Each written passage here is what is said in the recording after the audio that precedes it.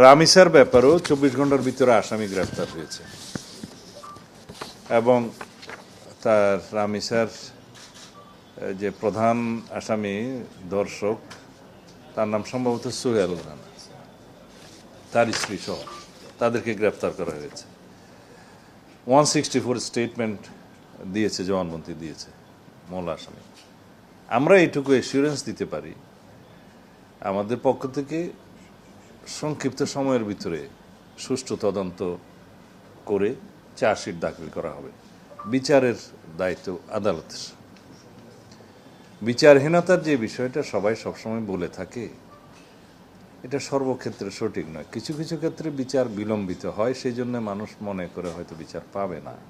কিন্তু এই জাতীয় ক্রাইমগুলো আমি ইন্টারিম গভর্নমেন্টের সময়ও দেখেছি, আমি তাদেরকে কৃতিত্ব দিতে চাই। সেই সময়েও এই জাতীয় কয়েকটা ঘটনা হলে হেনিয়াস ক্রাইমের সংক্ষিপ্ত সময়ের ভিতরে আইনি ব্যবস্থা, বিচারিক ব্যবস্থা তারা গ্রহণ করেছে। এই ক্ষেত্রেও আমি এইটুকু এসিউরেন্স দিতে পারি যে সম্ভাব্য সংক্ষিপ্ত সময়ের ভিতরে একটা দৃষ্টান্তমূলক বিচার সম্পন্ন হবে। সাজার কথা তো আমি বলতে পারবো না।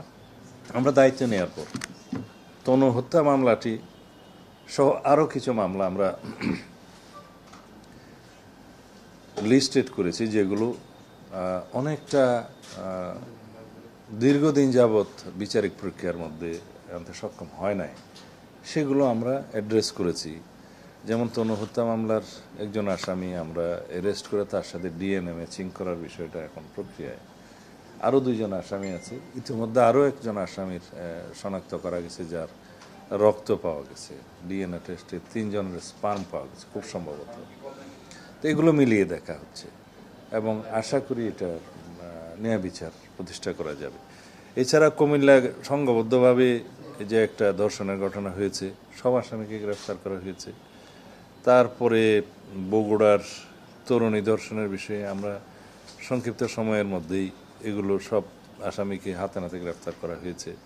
কাপাসিয়ায় 5 খুনের ঘটনায় তাদেরকে গ্রেফতার করতে আমরা সক্ষম হয়েছি। ঢাকার মান্ডায় প্রবাসী হত্যাকাণ্ডের বিষয়েও এই হত্যাকাণ্ডে জড়িত থাকার অভিযোগে 2 জন নারীকে গ্রেফতার করা হয়েছে।